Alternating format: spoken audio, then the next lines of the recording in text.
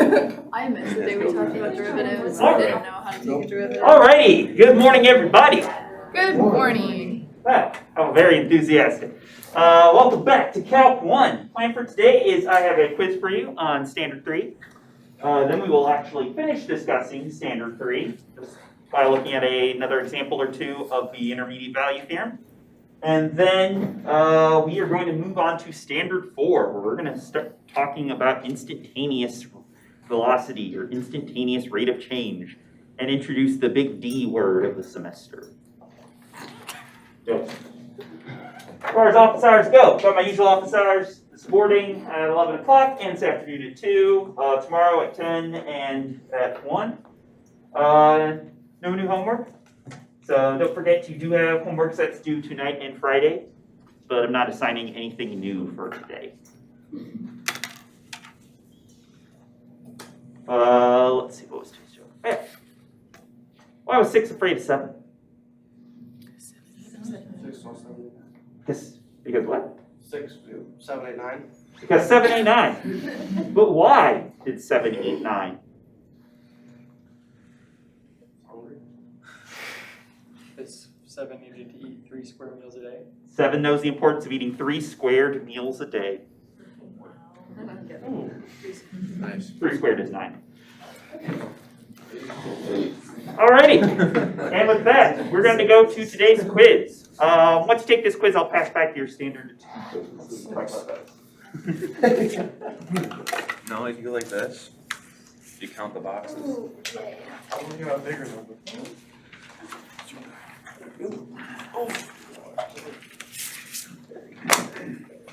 Oh, mine.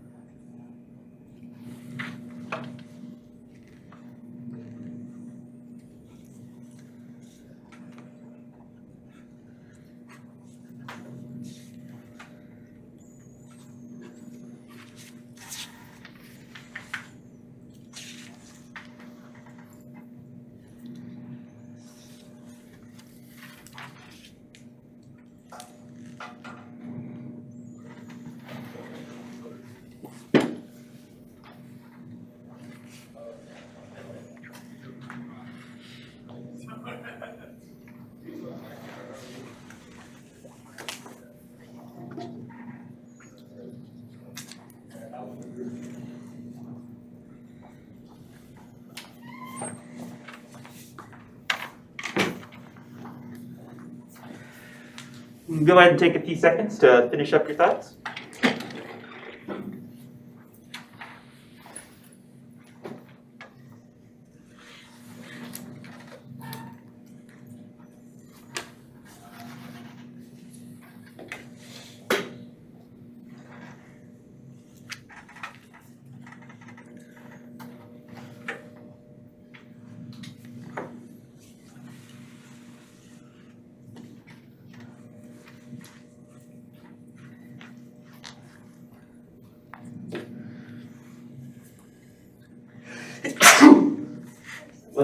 Thank you.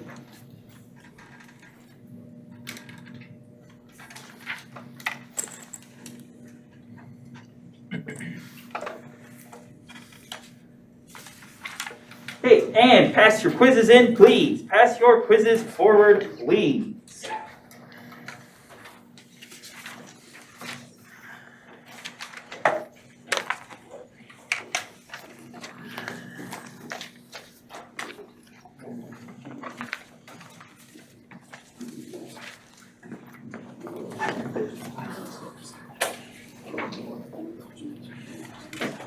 Ready? I have some stuff to pass back, so let's see. Hannah. Paul. Is it 0? 0 was, 3 wasn't. Aiden. 0 was. Yeah. It was kind of weird at first. I'm like, hold on. Yeah, because normally it's Riley. by, I said he wouldn't give us. no, he tried to trick us, because normally this here, the one that goes on top. 3x plus 1. I was like, he said he would give us something more. Joseph. Will. That was failed. Drop the last one. If I fail this, I'm actually I'm out. Cecilia. Give up.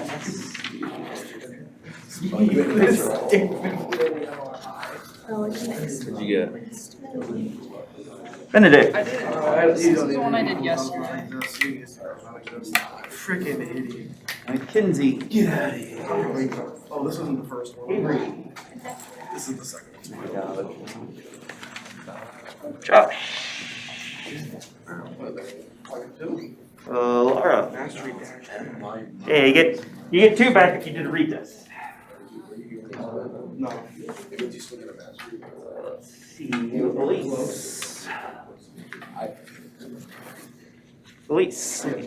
Almost didn't even spell your name and you're done. So I still got the mastery point, right? Helen. Almost didn't. Don't forget to keep writing on that.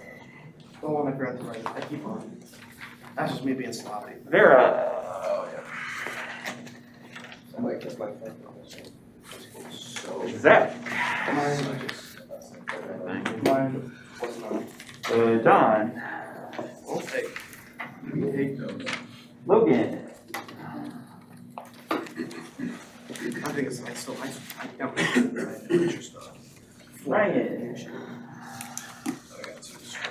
Okay, now I'll go with the smartest joke, okay? Actually, 2 hands. Danielle. 2 negatives. And That's true. I just got an M plus right there. Minus. That is a plus. What? M minus, that's a plus. That is not a plus. 2 negatives make positive. That is not how that works. It counts the same for your grade as an N plus. That makes you feel better. Okay. So a few general comments I want to make to the class about this one. I'm not going to go through the exact problems in the packet because there's one student who hasn't taken this quiz yet, but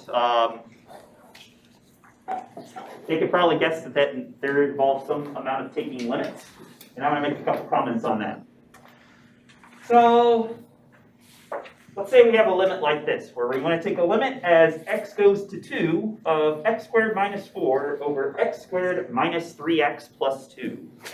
An expression that we can't just plug 2 in for x, because we would get 0 divided by 0, which would be sadness. So how can we go through and evaluate this limit? Yeah, right up. The factor, the numerator and denominator cancel out. Okay. Cancel out some stuff. So if we factor the numerator, we'll get x minus 2, x plus 2. And if we factor the denominator, we'll get x minus 2 times x minus 1. What would you like to cancel out, Rachel? The x minus 2. Swoosh, swoosh. And now we're going to end up with an expression where what's left is totally okay to plug in 2 for x. We'll get 2 plus 2 over 2 minus 1, which comes out to 4 over 1, or 4. A couple comments I want to make on this one. Until you actually plug in x equals 2, you need to keep writing out limit as x goes to 2 every time. There are a lot of you who at this step would just write something like, oh, this expression is equal to x minus 2 times x plus 2 over x minus 2 times x minus 1. And I know what you're trying to say, but you're wrong. if we, since now this has been addressed, if we did that on that quiz, will we be punished for it or penalized? You better believe it. I don't think I did. But only because you asked. Oh. So, you can't say these two expressions are equal like this because you need to include the limit. If you just write this, you've lost the fact that you're taking a limit as x approaches 2. Oh. So it's important that until you actually plug in this case x equals 2, you keep writing out a limit as x goes to 2 at every step until you get there.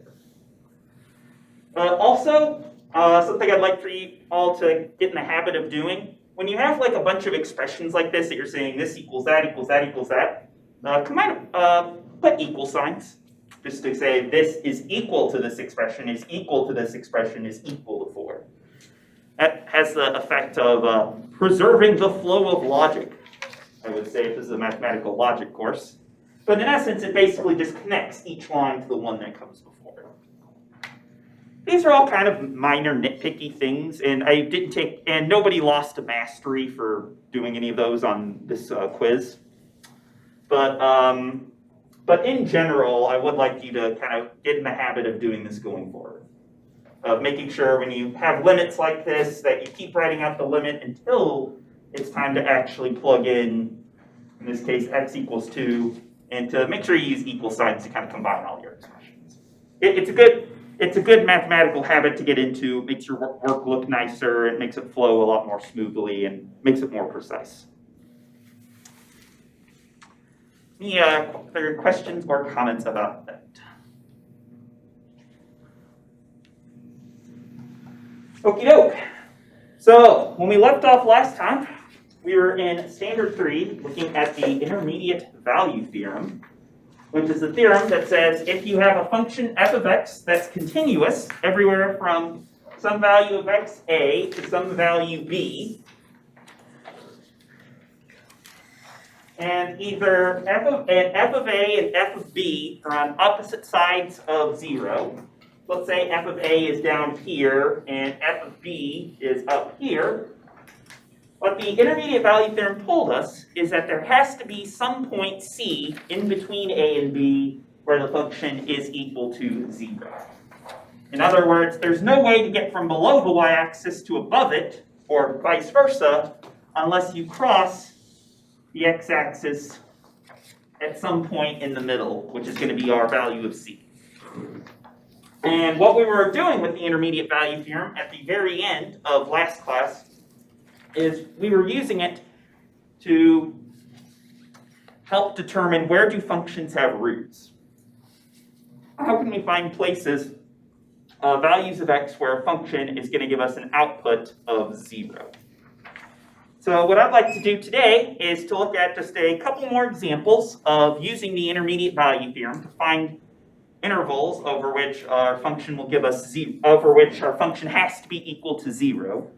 Because the further on you go in math, and this will be important for us later in the semester, the more important it's going to be able to take a function and to find its roots. It's going to tell us a lot about the behavior of the function. So I want to start with looking at the function g of x is equal to x to the 6th minus 8x to the 4th plus 10x squared minus 1 on the last page of the packet.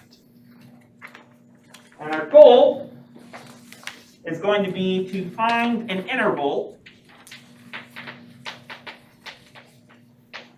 over which p of x has a root.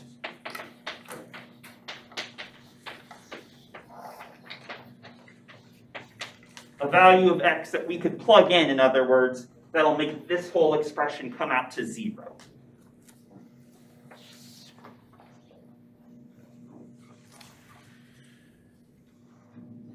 So, you notice the example last time involving the trig functions, I gave you the interval and said, show that this trig expression has to have a root over this interval.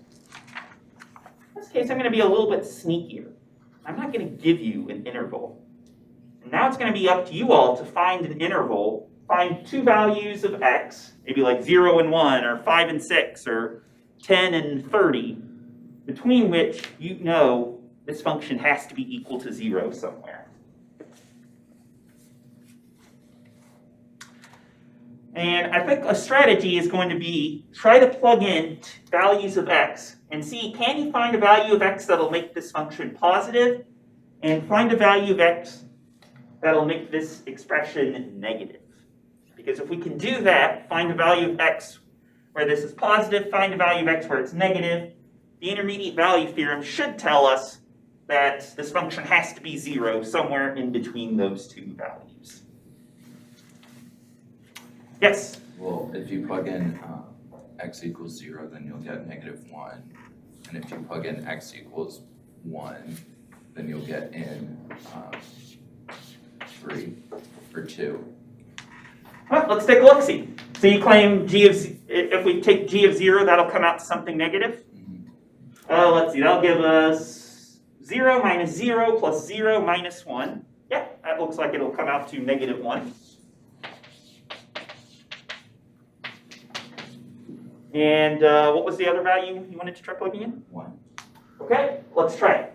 We plug in g of 1, we'll get 1 to the 6th minus 8 times 1 to the 4th plus 10 times 1 squared minus 1. Oh, I'm glad you gave me 1 and not something like, Dr. Gerstle, try plugging in x equals 10.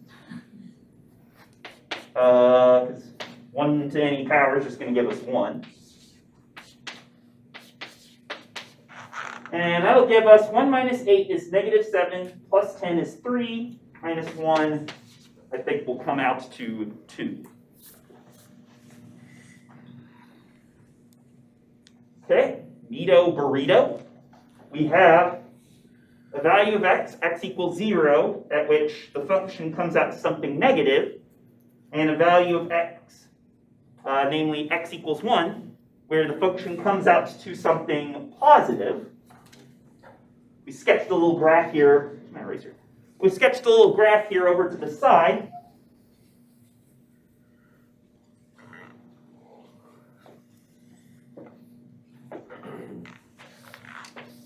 Let's see, at x equals 0, we have an output of -1. At x equals 1, we have an output of +2. So what does that tell us about our function g of x having roots or not having roots? If g of x is continuous, then it must cross the x-axis. Aha, since it goes from negative to positive between x equals 0 and x equals 1, you claim that this function has to have a root in there? Yes. Do we know that g of x is continuous over the interval from 0 to 1?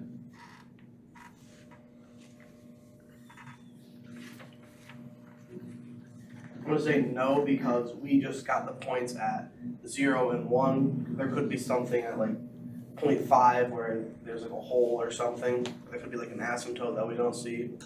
Probably isn't. There could be some trickery afoot here, where at x equals where maybe the function does something wrong between x equals 0 and x equals 1 that causes this to be continuous. It's true that just knowing what g of 0 and g of 1 are is not enough to tell us is the function continuous everywhere between 0 and 1. Does the function need a denominator to be discontinuous? Or can it be discontinuous? No, it doesn't need a denominator to be discontinuous. That's often the case, but not necessarily. I could do a piecewise function, for instance, to make it non-continuous in a way that doesn't necessarily involve having a fractional function. But often that's a good way to make it discontinuous. So one comment I'll make is g of x is a polynomial. Polynomial meaning it's only positive powers of x that we're kind of adding and subtracting from each other. And polynomials are always going to be continuous everywhere. So it turns out this is going to be a continuous function over the entire, over all possible values of x. And so then, Laura, I think your argument will actually hold water, that we should have a root in between 0 and 1. we could say that since g of x is a polynomial, so just to reiterate, I'll mention that a polynomial is going to be something of the form an x to the n plus an minus 1 x to the n minus 1. It's something that just has positive powers of x. So all the n's here are going to be positive, and some coefficients out in front. Since g of x is a polynomial, g of x is continuous everywhere.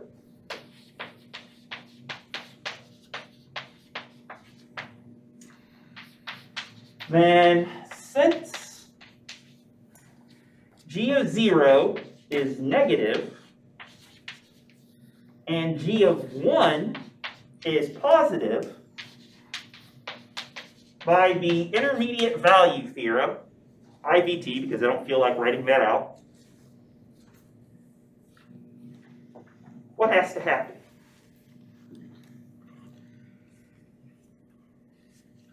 It must have a root. Exactly. Yeah, g of x must have a root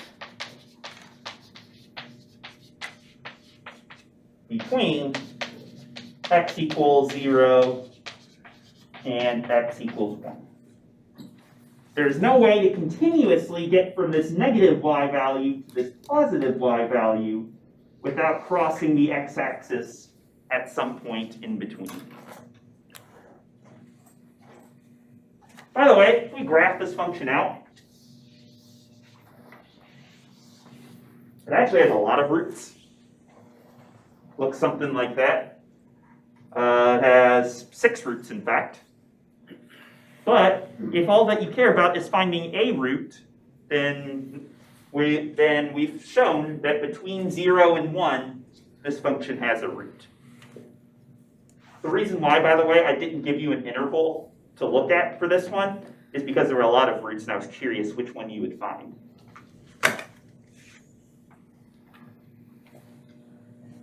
Any questions or comments about this example?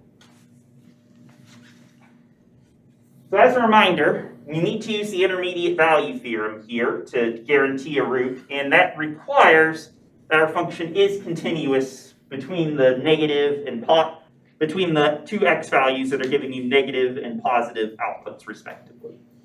In this case, it's a polynomial. Polynomials are always continuous, and so this checks out.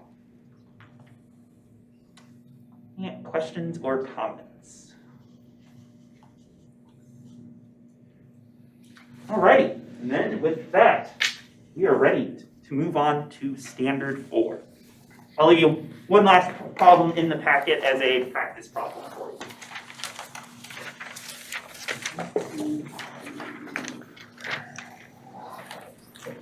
you.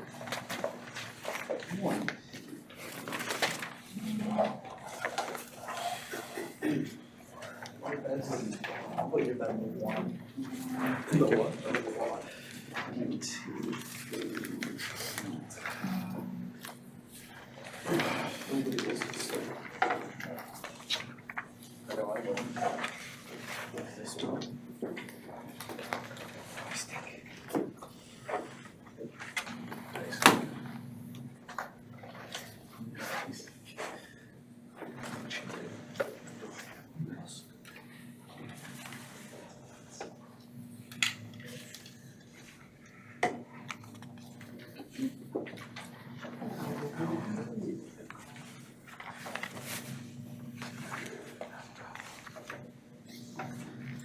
Okay, so standard 4. We're finally ready to answer the question using the techniques we've talked about so far.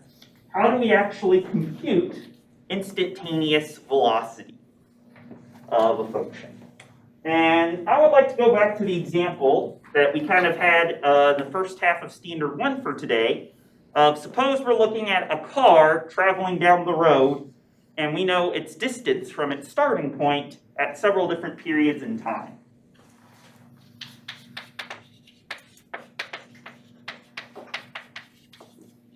So we know that what the car's velocity, or not velocity, but distance from home is at several points in time. Where this time, our distance is going to be measured in miles, and our time from home is going to be measured in minutes.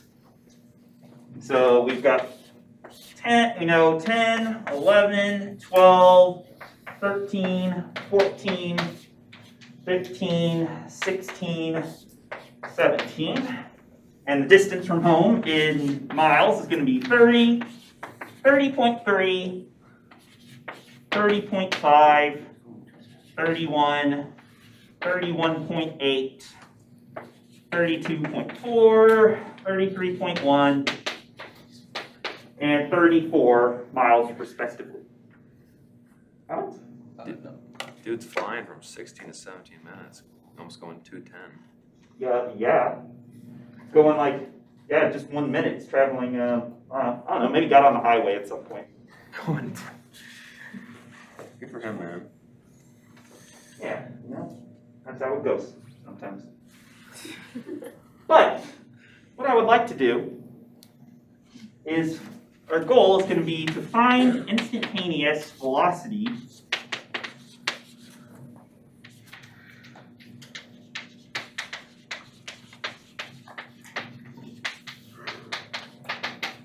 at t equals 10 minutes.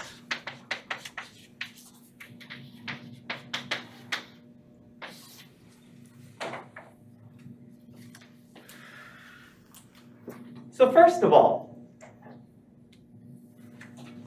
can we find instantaneous velocity at 10 minutes using the average velocity formula where we plug in t equals 10 twice? Why not? You just get 0. We get 0. Well, let's see. If you recall, average velocity from t0 to t1, 2 different points in time, was f of t1 minus f of t0 divided by t1 minus t0. If we try plugging in from t equals 10 to t equals 10, we get f of 10 minus f of 10 over 10 minus 10, which wouldn't quite give us 0. It would give us something far more insidious than that. We get 0 over 0, which is undefined. So we can't actually compute instantaneous velocity at t equals 10 using just the average velocity formula where we plug in 10 2 times. Which is sad. But that is something we talked about in Standard 1. So we can't compute instantaneous velocity at 10 minutes by using t equals 10 twice. So what I'd like to do instead is I want to look at what happens if we look at several different values of t, compute average velocity from time t equals 10 to that other point in time, and see if we can get some approximations using this table of what we might think average velocity could be, potentially. So specifically, let's compute average velocity from t equals 10 to t equals 11 minutes to start. So how would we compute average velocity over the time frame from 10 to 11 minutes using Standard 1 stuff that we've talked about? 11 minus 10 over 30.3 minus 30. Oh, did I get it backwards? I'd say, yeah, we need distance over time, not time over distance. But you have the right idea. Yeah, we take f of 11 minus f of 10 over 11 minus 10, which is going to give us 30.3 minus 30 over 1, which I think is just going to give us 0.3 Miles per minute. Miles per minute because our numerator is being measured in miles, our denominator, time, is being measured in minutes. So if you multiply that by 60, if you want maybe a unit conversion that you're a little more comfortable with, that's going to give us 18 miles per hour. Maybe they're going through a school zone or something over that 1 minute interval. On the other hand, if we look at what's going on from t equals 10 to t equals 14 minutes,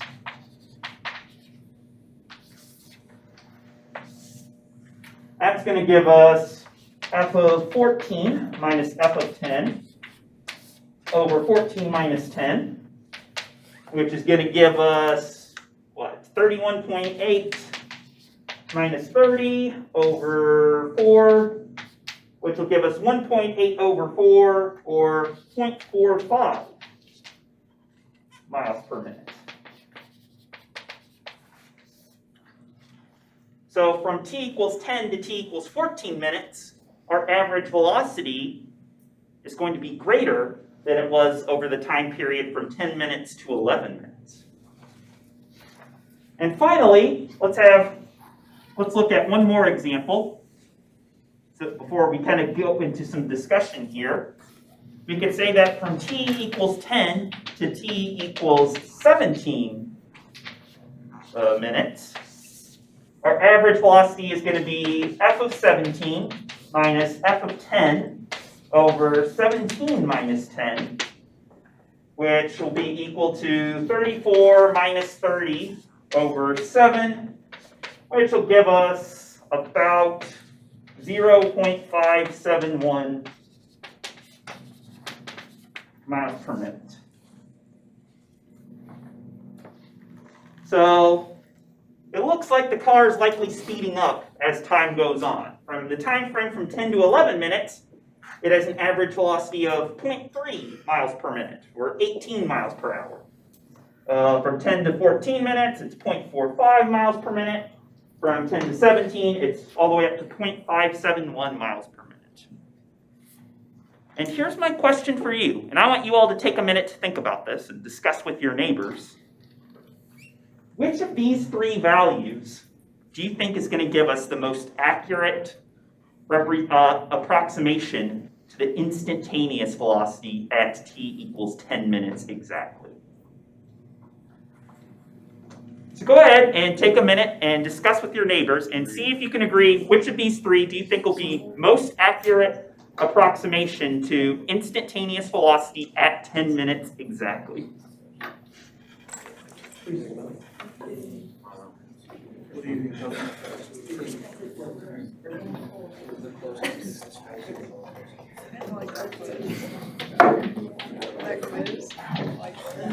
No, yeah, I don't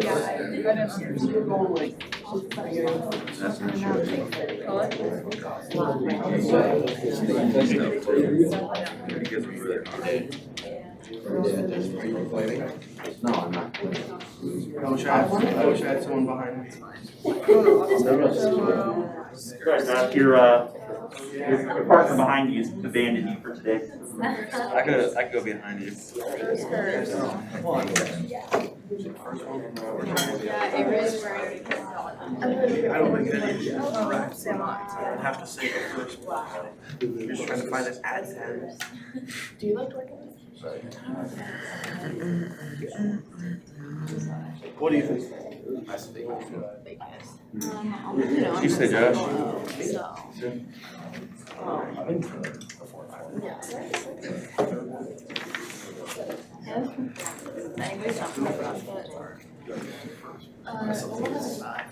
Omaha definitely sits out. Omaha seems to be like a thing in Nebraska that anybody likes. Nobody likes Lincoln. No one likes it.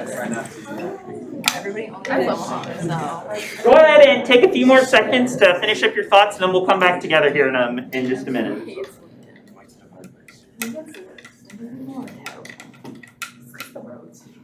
because of the people. Okay, we're just quieting down. So Anyone like to make their guess as to which of these three you think is going to be the most accurate? Riley?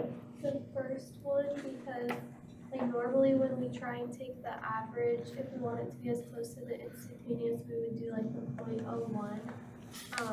So it can be like as close to that actual velocity as possible. And with the second and the third, we just keep getting like farther and farther away from the instantaneous. Okay, so you think you think it's going to be this first time frame because it's the shortest time frame. 11 minutes is kind of the closest to 10 out of 11, 14, and 17. Any other thoughts or opinions?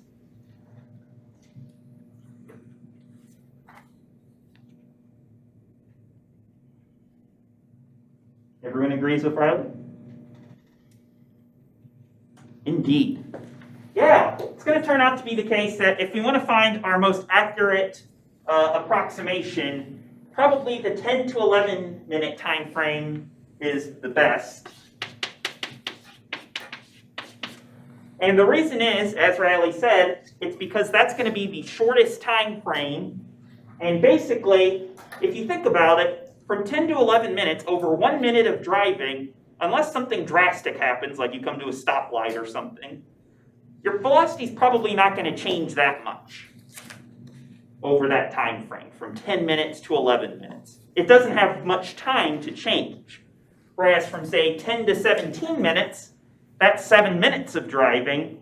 A lot can happen in 7 minutes of driving. You enter a new speed zone, your car finally kicks into fourth gear. You get a mushroom and a golden mushroom and suddenly have infinite boost for a few seconds. That's how it's Mario Kart. A lot can happen over a 7 minute time frame that could cause your velocity to change, as opposed to a 1 minute time frame where it's likely not going to change very much over that time. So I would say 10 to 11 minutes is probably the closest because it is the shortest time frame.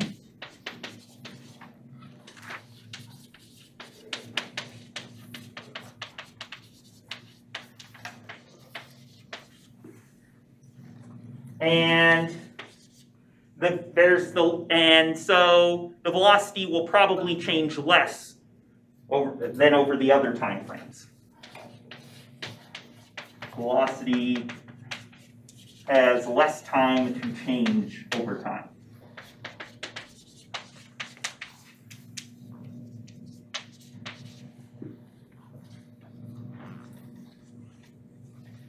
So nothing wrong with saying, from 10 to 17, the average velocity is 0.57 miles per minute.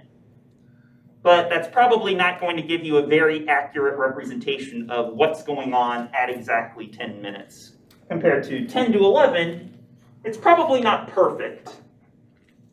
Because their car does probably speed up or slow down a little bit over that 1 minute time frame.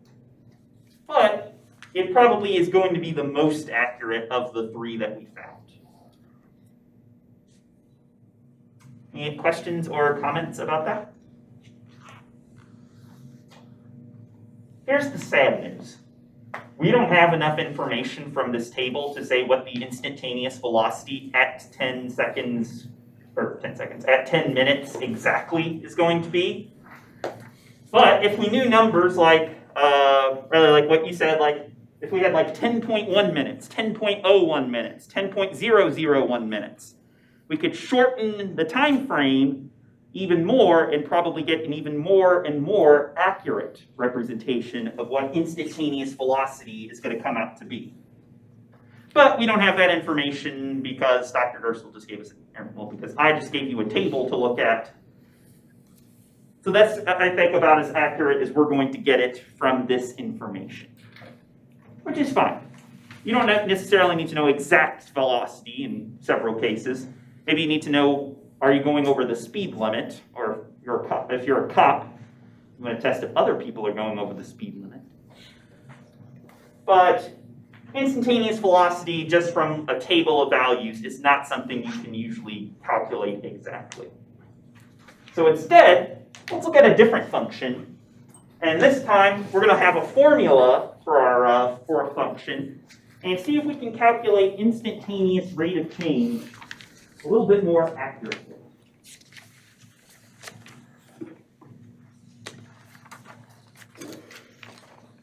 I'm going to flip here to the second page. So I'm going to look at the function f of x equals negative x squared plus 8x minus 10. And if you all noticed, I drew a beautiful graph in your packet and then forgot to include it in the version that made its way to the rest of the class. My apologies. Perfect, no flaws. So go ahead and sketch this graph in your packet. Let's see, so it's going to have a vertex. 1, 2, 3, 4. And it's going to look something like this.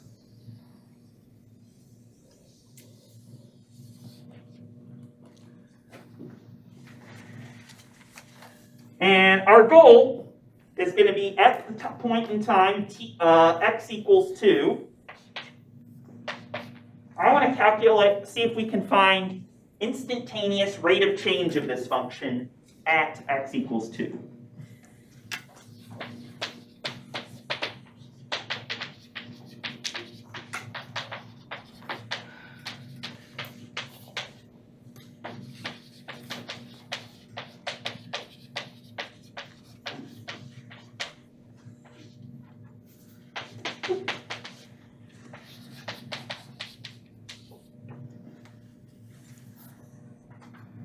So if you all recall, we had the same formula for average rate of change of a function in standard 1 that we did in standard, as we did for instantaneous velocity. We take f of our second point minus f of our first point, and then divide it by the distance between the 2 points. So our average rate of change formula ended up being f of x1 minus f of x naught divided by x1 minus x naught. For the same reason as in the first page, we can't just plug in x equals 2 twice into this formula for x naught and x1, because we'd again be getting 0 divided by 0, which is undefined. So our goal is, how can we find an accurate representation of what instantaneous rate of change is going to be at x equals 2? Well, let's start off by looking at maybe from x equals 2 to x equals 4, what our instantaneous rate of change is, or average rate of change.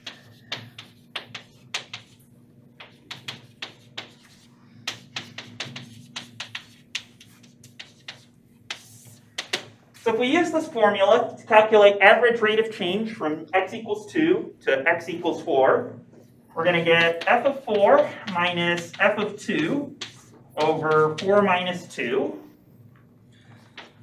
If we plug in 4 into this function, we'll get negative 16 plus 32, so that's positive 16, minus 10 will give us 6. If we plug in f of 2, we'll get negative 4 plus 16, which is 12, minus 10 is 2, over 4 minus 2, which is going to come out to a value of 4 divided by 2, or 2.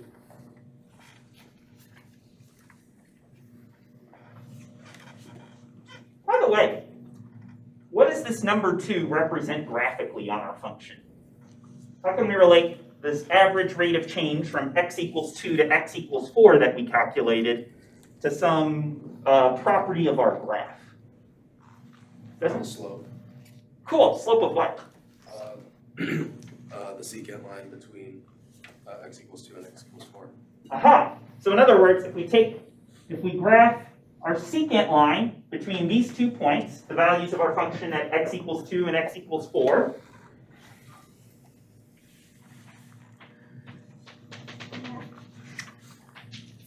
you're saying that this line is going to have a slope of 2? Yeah. Fair enough.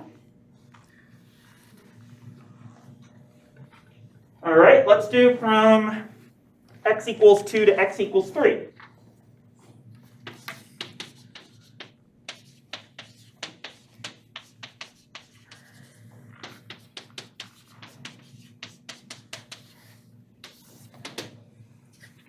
So from 2 to 3, we'll get f of 3 minus f of 2 over 3 minus 2, which will give us, let's see, f of 3 is going to be negative 9 plus 24. So that's 15, minus 10 is 5. F of 2, we already know is 2. And that's going to give us 3 over 1 for a value of 3. So that if we were to take the slope of the secant line from our point at 2 to our point at 3,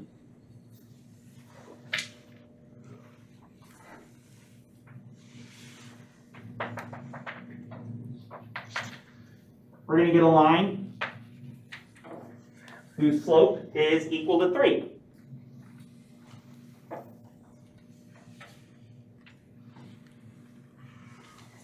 So, which of those 2 values do you think will be more accurate to instantaneous rate of change of our function at x equals 2?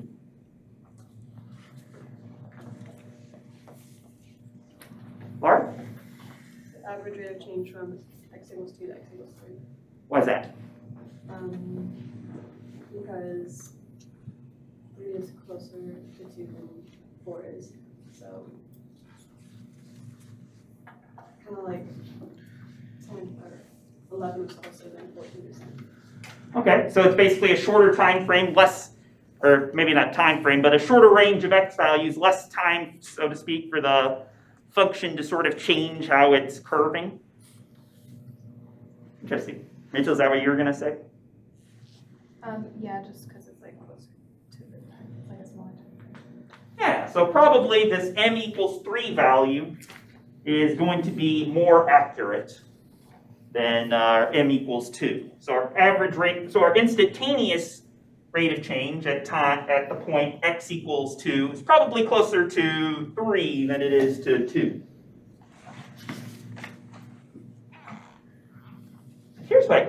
Here's a follow-up question. What could we do if we wanted to get an even more accurate approximation to our instantaneous rate of change at x equals 2? Use x equals 2.01. X equals 2.01. So in other words, if we keep choosing values of x that are closer and closer to 2, you think and compute average rate of change, you think that'll get us closer and closer to our instantaneous rate of change? Okay, interesting. How about this one? Instead of computing average rate of change from x equals 2 to x equals 4, or from x equals 2 to x equals 3, I'm going to try something crazy. Let's see what happens when we compute instantaneous rate of change from x equals 2 to x equals 2 plus h.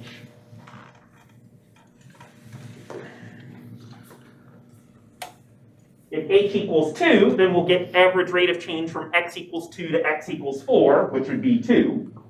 If h equals 1, we'll get instantaneous rate of change from x equals 2 to x equals 3, which gave us an output of 3. If we replace 3 and 4 with something involving a variable, this 2 plus h, this should give us some expression in terms of h, some expression with h's in it, that then if we could just plug in whatever we want for h and not have to go through the process every single time of starting from scratch by plugging in 2 and 3, 2 and 4, etc. We'll have an easier expression to just plug in h, where Benedict, you proposed go from x equals 2 to x equals 2.01. We could just plug in h equals 0.01 into this expression we're about to find and compute instantaneous rate of change a lot quicker. So if we do this, according to our formula, we'll get f of 2 plus h minus f of 2 divided by 2 plus h minus 2.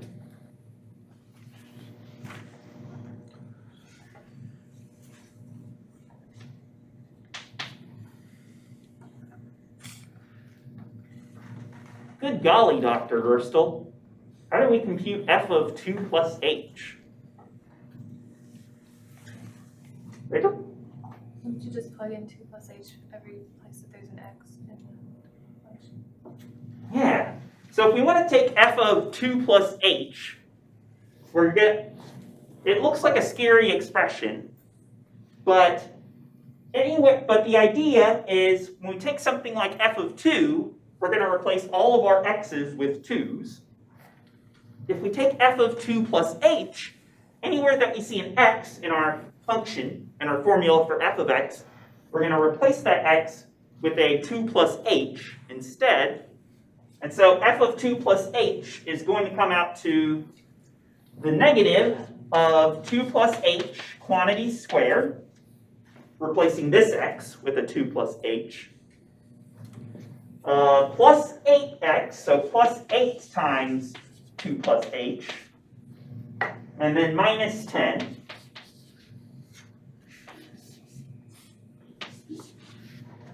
So that's our f of 2 plus h right there, just replacing all of our x's with the quantity 2 plus h in parentheses. Minus f of 2, we already know is negative 2.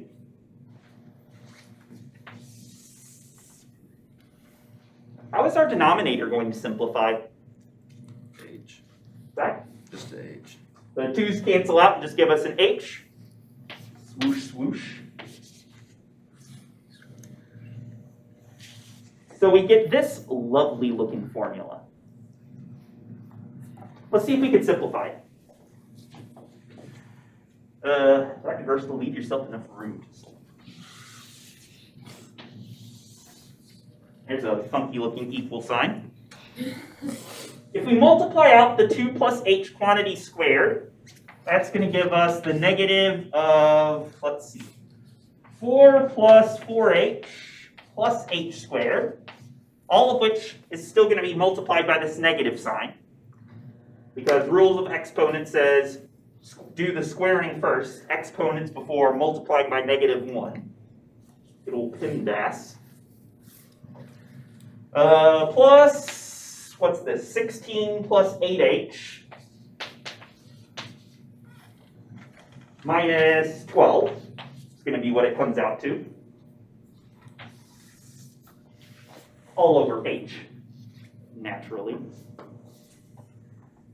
Which will give us negative 4 minus 4h minus h squared plus 6. I'll go ahead and combine the 16 and the minus 12. Give us a plus 4 plus 8h.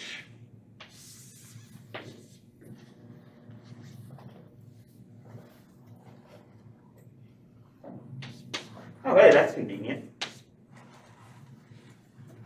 It's going to give us 8h minus 4h, so that'll be 4h minus h squared all over h.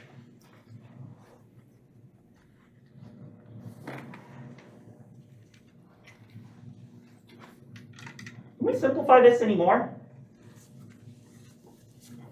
You can factor out an h from the numerator and then cancel it with the factored out h and the h in the denominator. Minus 2, get out of the way, you're taking up too much space. Okay, you want to factor out an h from the numerator? What'll that leave us with in our numerator? That would leave us with 4 minus h. Okay.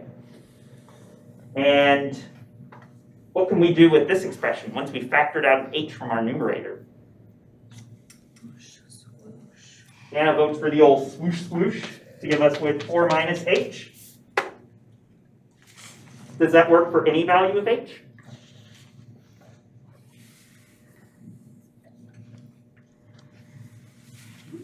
It won't work for 0.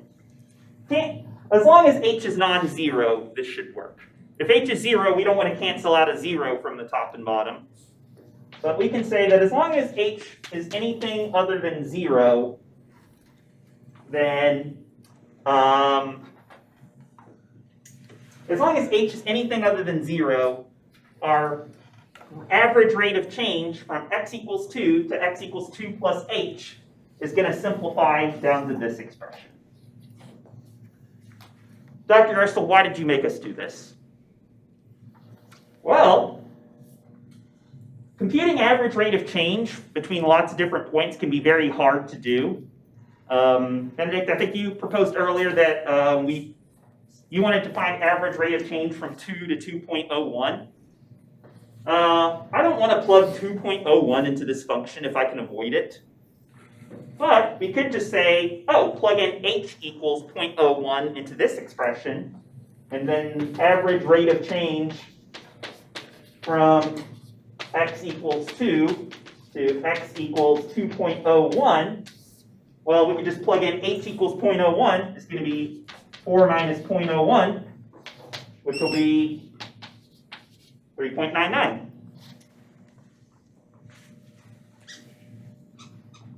So if the closer and closer we get to 2, right, the smaller that average interval is, then the more accurate it is, then the smaller the value of h is, the more accurate it is. Should we just use 4 as our instantaneous rate of change? Well, are we allowed to just say for x equals 2 to x equals 2, plug in h equals 0? We can't just plug in h equals 0, which is why I made a big deal about writing this out. But here's the kicker, and I'll leave you with this thought. We can't just plug in h equals 0, but we can take a limit as h approaches 0, which is what we'll do next class. All right, good time today, everybody. Y'all had some really good thoughts. We will pick up where we left off on Friday. On Friday, we will spend the rest all class finishing off Standard 4 with the idea that we'll likely have Standard 4 quiz on Monday. Hope you all have a good rest of your days, and I will see you all on Friday. Don't forget to contact me if you're interested in doing a retest. Take care.